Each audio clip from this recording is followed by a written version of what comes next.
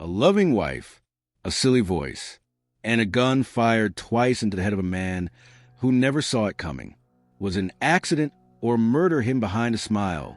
This is the bizarre, true story of a California woman who claimed she was just playing around.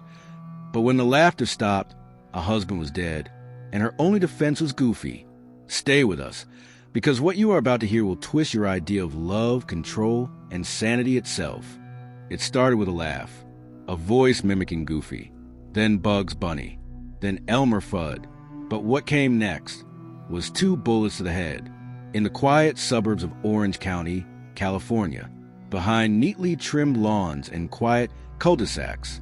A married couple spoke in cartoon voices until the talking stopped and the gunshots began. This is the story of a woman who said she was joking, of a man who never lived to laugh again, of a murder that turned Saturday morning silliness into a courtroom horror show. Bill Nelson was a gentle man, big in size but soft in nature, a man who wore his heart on his sleeve and often on his apron. He loved cooking Sunday breakfast for his daughters, French toast with powdered sugar, crispy bacon, thick slices of buttered toast. His girls remember him, humming 80s rock, wearing socks that never matched, and grinning wide, as if the kitchen was his concert stage. He was a computer programmer who worked long hours so his family could live in comfort. He adored his daughters. He tried hard with his wife, but something was always off. In that house, not wrong enough for police, not wrong enough for neighbors, but wrong enough that silence felt dangerous. His wife, Patty, was not like him. She liked to play pretend, voices, characters, silly little games that began as jokes and turned into something darker. She called him Goofy and used that falsetto voice to soften fights, to seduce, to control. Bill played along at first. He laughed. He humored her. He did not know the laughter was hiding something. Not until the night she pulled a gun. The living room was warm that night. A slow breeze from the ceiling fan. TV flickering on the wall. Dinner left half-eaten on the plates. Bill sat on the couch, tired, barefoot, wearing a t-shirt that read "Best Dad Ever." Patty walked in, with a voice like a Looney Tunes villain. "Oh, you whittle wabbit," she said, pointing a gun, like it was part of the joke. Bill smiled, just for a second. Maybe he thought she was playing. Then, she pulled the trigger. The first bullet entered just above his left eye. He slumped forward, still breathing, confused, bleeding into the couch. She walked closer, stood over him, said something, in that same cartoon voice, and pulled the trigger again. The gunshots woke the neighbors, but no one called the police. Not right away, because nothing about the Nelsons ever seemed dangerous. Patty called 911 herself. Her voice, flat, detached. She told the dispatcher her husband was hurt. When paramedics arrived, she was waiting calmly, still in pajamas, still talking like Goofy. They thought she was in shock. They thought maybe she had seen something. They did not realize she was the one who pulled the trigger. The police found the gun in the bedroom closet, tucked between sweaters, next to a VHS of Looney Tunes Volume 3. Bill was pronounced dead at 11:42 p.m. 2 shots to the head. His daughters woke to flashing lights and a body bag rolling past their cereal bowls and coloring books. They were 7 and 10 years old. In the interrogation room, Patty did not cry. She laughed. She said Bill would have thought it was funny. She said they always joke like that. Cartoon voices, games, role play. She said it was part of the dynamic. She called it a skit gone wrong. Then she tried to blame him. "He made me feel small," she whispered. "He made me be someone else." The prosecution painted her as cold, calculated, obsessed with control. They played audio recordings of her voice, calling Bill names, mocking him, laughing like Daffy Duck, as she threatened to end the scene. She smiled in court as the jury listened. Her daughters sat silently behind her, holding hands. Too young to understand why, the woman who gave them life took away the only person who ever made them feel safe. The defense claimed mental illness, said she did not understand reality, that her voices were coping mechanisms. They said Bill was no angel. They said he provoked her, but the facts were 2 bullets, 1 couch soaked in blood, and a woman still mimicking cartoons. As her mugshot was taken, in the house that once smelled like pancakes, there were now only stains of blood, of betrayal, of a joke taken too far. The girls went to live with relatives. They kept their father's socks, and a photo of him pretending to juggle oranges in the kitchen just weeks before he died. They do not laugh at cartoons anymore. In the final moments of the trial, Patty was asked if she had anything to say. She turned to the judge, tilted her head, and said, "What's up, Doc?" A juror vomited in the hallway. The courtroom went silent. One of her daughters stood up and ran out the door. She never came back. The orange jumpsuit did not match Patty's lipstick. She said it clashed. She asked for red. The bailiff did not respond. The judge did not look up, and the jury did not take long. Guilty of murder in the first degree. But it was not the verdict that made the room go cold. It was the way she smiled, like she had just delivered the punchline to a joke, only she understood. And somewhere in a silent courtroom, the echo of a cartoon voice still lingered. The courtroom was packed. Family, reporters, strangers who had seen the headlines and could not believe what they read. Goofy talk turned deadly. Orange County woman blames Elmer Fudd voice for husband's death. Twice in the head, murder or misfire? At the center of it all sat Linda Gwozdz, calm, composed, wearing a soft blue sweater that clashed with the severity of the charge she faced. First-degree murder. The prosecutors did not pull punches. They presented evidence with surgical precision. The gun, a Ruger .38 revolver, the autopsy report, confirming not 1, but 2 bullets to the head, the trajectory of each round, the location of the wounds, the position of his body on the bedroom floor. This was not an accident. This was not a panic firing. This was intent. And yet, Linda's defense told a story no one expected, a story that sounded surreal. She and Kenneth, they claimed, had a quirky marriage. They role-played, used silly voices, mimicked cartoon characters during foreplay, and during fights, and during gunplay. Linda said Kenneth had a fascination with weapons. He liked pretending he was a cowboy. He liked quick-draw games. And she claimed she only ever pulled the trigger by accident, tried to mimic what Kenneth taught her. She said they were using goofy voices that night. That Kenneth had egged her on, pretending to be Elmer Fudd, that he said something like, watch out, Wabbit. And she tried to imitate it. Bang, bang. That is what she said. A joke, a game, gone wrong. But prosecutors were not laughing. They argued this was a smokescreen, a distraction, a manipulative strategy to muddy the narrative, to create doubt, to turn a premeditated murder into an unbelievable misunderstanding. And behind that absurdity, behind the cartoon talk, they said was something cold, deliberate, calculated. The day before Kenneth's death, Linda had been researching firearm mechanics. She had spoken with someone at a local gun range. She had cleaned the weapon. She had loaded the bullets herself. Not one mistake. Not one bullet. 2, aiming, firing, waiting, then firing again. There were no signs of a struggle. No signs Kenneth had reached for a gun. No signs he had even been awake. He was found on his back, in bed, his reading glasses still on his nightstand, one hand beneath the covers, his face calm. He had no idea what was coming. And that, prosecutor said, was the most chilling part. Not the bullets, not the cartoon defense, but the silence before. The final breath he took in a house filled with soft pajamas and framed photos. in a bedroom that once held laughter and bedtime voices, now reeking of blood and gunpowder. Friends of Kenneth testified.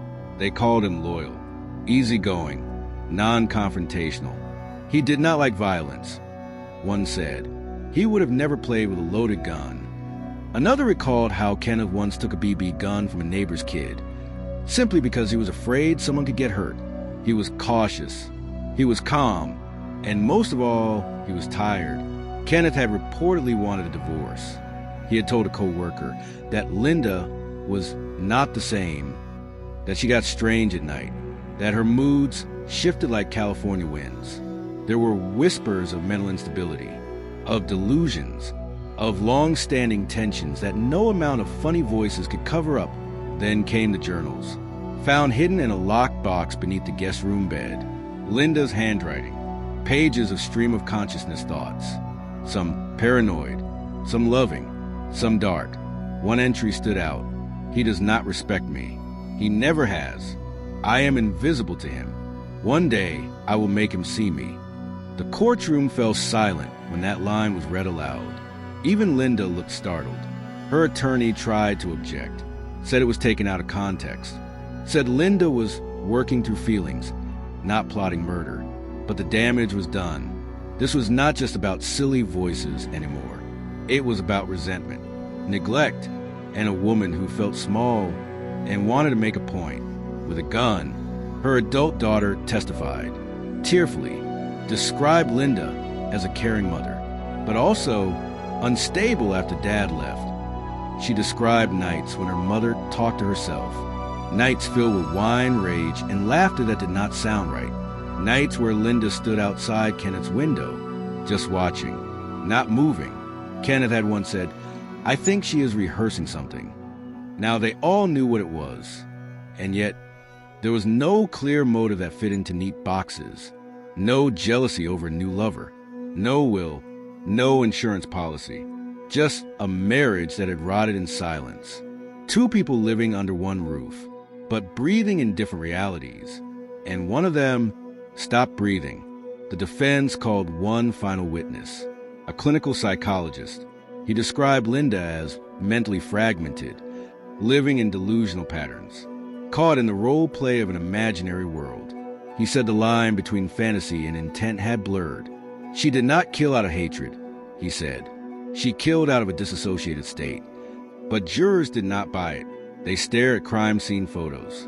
They saw the bullets, the second wound, the spacing, the calm that followed, and above all, they saw the eyes of a man who never got to speak his last words because Linda said them for him, in a voice not his own, in a voice that mocked the moment, in a voice that ended it all.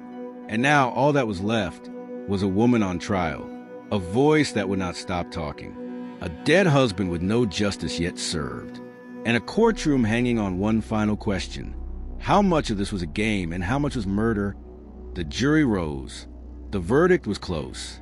The clock ticked like a slow drumbeat in every heart in the room. Outside, the sun fell behind the hills of Orange County. The shadows crept into the corners of the courthouse. And somewhere inside the silence, a memory of Kenneth's voice still echoed, soft, gentle, drowned by the sound of 2 gunshots. That would never, ever be funny. She said she loved him. She said they shared a language all their own, a cartoon language, a strange, theatrical bond built on silly voices and late-night mimicry of Looney Tunes characters. But what kind of love ends with 2 bullets to the skull? What kind of intimacy leads to death in the hallway of your own home? In the sterile, echoing courtroom of Orange County Superior Court, Linda Gwozdz sat poised, unmoving, not a single tear. She wore a charcoal blazer that hung stiff on her narrow shoulders. Jurors watched her with a mix of curiosity and disbelief. She was a petite woman with hollow cheeks and glassy eyes, but behind her mild appearance was a mind that had rehearsed every line. The defense called it an accident, said she was mimicking a cowboy trick, said she fanned the hammer of the revolver like Yosemite Sam might, said her finger never meant to pull the trigger. But that excuse, that cartoonish, baffling excuse, stood in the shadow of cold, hard truth, because the bullets told a different story. Because Marvin Gwozdz had been shot in the head. Twice. Once in the face. Once in the back of the head. There were no burn marks, no powder on the skin.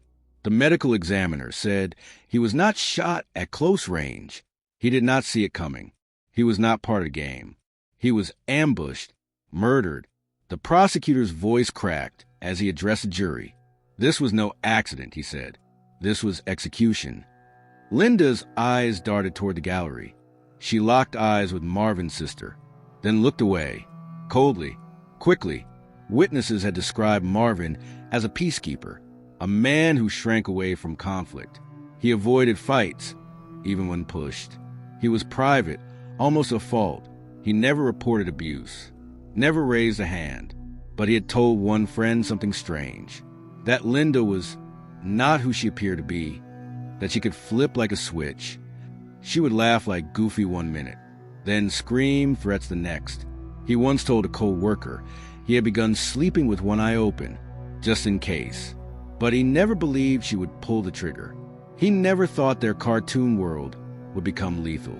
In court, the revolver was shown to the jury, a cold, silver Taurus .357 Magnum, powerful, heavy, loaded, the same one Linda used at the firing range, the same one she took to the bedroom that night.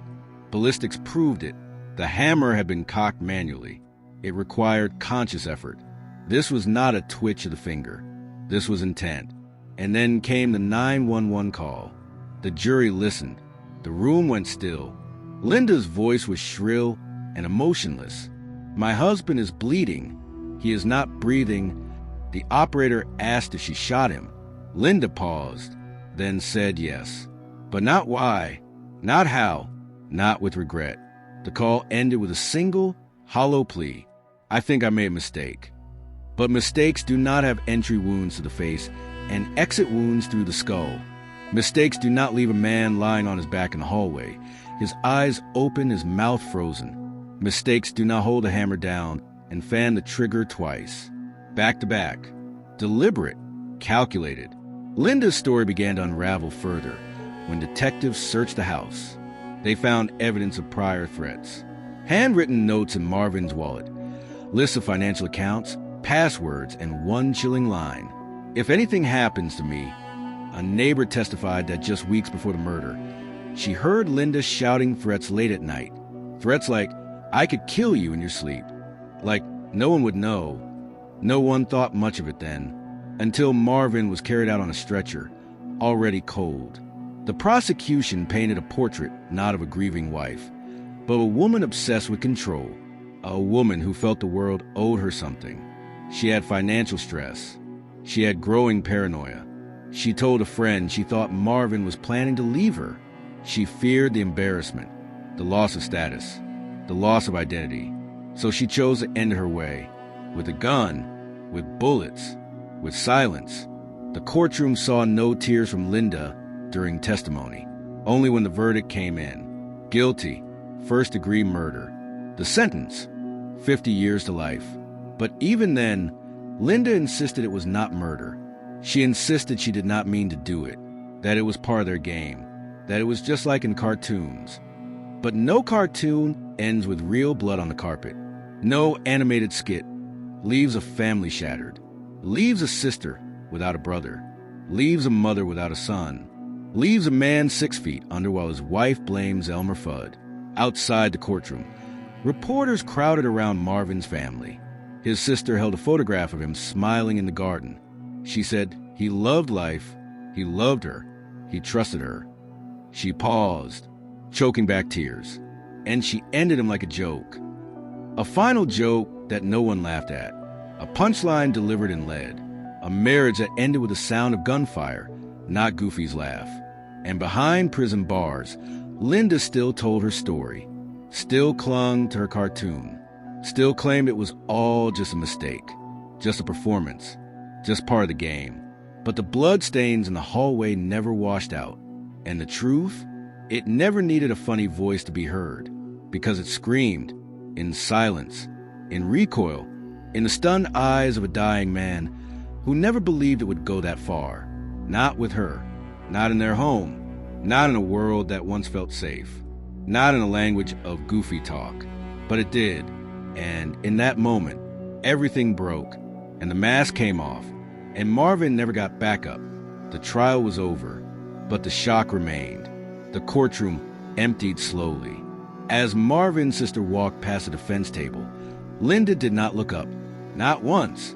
She sat frozen, lips pursed, eyes glassy, as if she were watching a silent film playing inside her head, one with a different ending, one where Marvin lived, where the bullets were blanks, where voices like Goofy and Porky Pig could rewrite the truth. But the real story, it was written in blood. It lived in the autopsy report, in the silence of Marvin's home, now emptied of laughter, emptied of breath.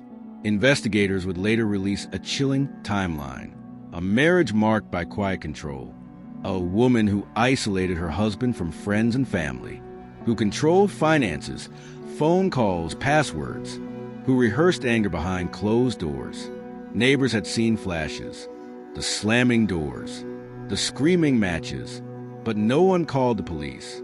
No one asked Marvin if he felt safe, because he smiled too much, because he cracked jokes about marriage being like a cartoon, one long chase scene, because men like Marvin are taught to swallow fear, to minimize abuse, to carry the shame alone. And so he stayed, even when his friends begged him to leave, even when he whispered, "I don't think she's well," even when he started writing notes to himself. One final note, recovered from his work locker, read, "If anything happens to me, please know I tried. I really tried to love her enough." It was dated 5 days before his death, the same day Linda bought new ammunition. She claimed it was for self-defense, but the box was full until that night. Linda's defense team tried to appeal. They argued prosecutorial bias. They claimed Marvin's death was a result of poor judgment, not malice. They even tried to reframe the incident as a tragic misunderstanding. Theatrical play gone wrong. But the appellate court denied the motion. The verdict stood. The sentence remained. Linda Gwozdz was inmate #X202759 in the California Institution for Women. She spent her days in silence. She rarely spoke. And when she did, it was often in voices. A therapist reported she sometimes reverted to character impressions, said she still spoke like Goofy during interviews, still laughed like a cartoon villain when asked about the night Marvin died, but her voice never moved the dead. It never brought Marvin back. Back in Orange County, Marvin's family created a foundation in his name. It focused on supporting male victims of domestic abuse. It was called The Quiet Bruise, named after the pain men often carry in silence. They hosted support groups, funded shelters, and started a hotline, staffed by people who understood that abuse is not defined by gender. At one vigil, held on what would have been Marvin's 45th birthday, candles lined the sidewalk outside his former home. Friends spoke about his loyalty, his warmth, the way he used to say, "Life's too short not to laugh." They read aloud his favorite quotes. And then his sister stepped forward. She held a piece of fabric, part of the t-shirt Marvin was wearing the night he died. She unfolded it slowly, held it up to the candlelight. A single bloodstain spread across the cotton. Small, but permanent. She said, "This is what is left of my brother."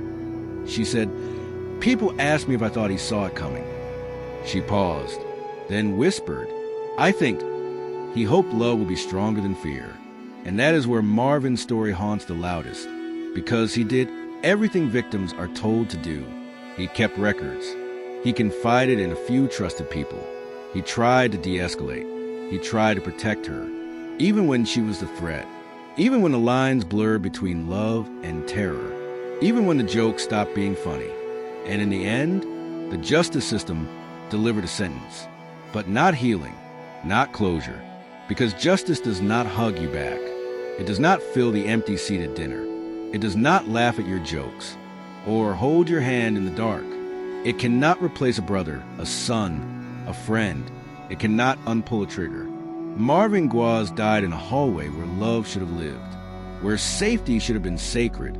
He died to the sound of silence, not laughter, to the sound of footsteps running, not cartoon music. And though the world will remember Linda's absurd defense, though headlines will mock the goofy voice killer, we remember Marvin, a man who loved, a man who stayed, a man who should still be here. Because in the end, this was not a joke. This was murder, disguised in a cartoon voice, concealed behind a smile, delivered in cold blood, and sealed forever in the silence that followed the final shot. The courtroom was silent as the judge read the sentence. Linda Gwozdz stood motionless, her hands cuffed, her face blank. She did not cry. She did not scream. She did not offer one final word of regret. Outside the courthouse, reporters scrambled for quotes. Neighbors whispered in disbelief, and the Gwozdz family stared down a future none of them had ever imagined. But somewhere in that California sun, in a quiet cemetery shaded by eucalyptus trees, a granite headstone carries Marvin's name. Father, friend, taken too soon. The laughter that once filled their home, the silly impersonations, the voices that mimic Goofy and Bugs Bunny, the inside jokes that no one else would ever understand, are now echoes buried in concrete silence. And it forces us to ask, at what point does playfulness become pretext? When does affection become manipulation? And how many people sit in their homes, behind perfectly trimmed hedges and suburban smiles, trapped in relationships that look loving, but hide something broken or cruel or cold? Marvin's death was not just about a gun. It was about a slow erosion of trust, of safety, of self-worth, a process that began quietly in a kitchen or a bedroom where one person laughs louder while the other begins to disappear. Linda's defense, that they were just playing, that her fingers slipped, that it was all part of the Goofy game gone wrong, fell flat because the truth was louder than her lies. 2 shots to the head tell a story that cartoon voices cannot cover. A man does not die by accident when the muzzle is aimed and the trigger is pulled. Twice, in the end, justice came not with rage, but with quiet resolution. The jury saw through the act. The judge gave her years to reflect. And Marvin's friends spoke his name loud enough to drown out the cartoon noise. We may never fully understand what Linda believed in those final moments, whether she thought she would get away with it, or if she simply did not care. But we know what Marvin believed. He believed in kindness. He believed in loyalty. He believed in the promise that when you give someone your heart, they will not break it, or worse, destroy it with a smile.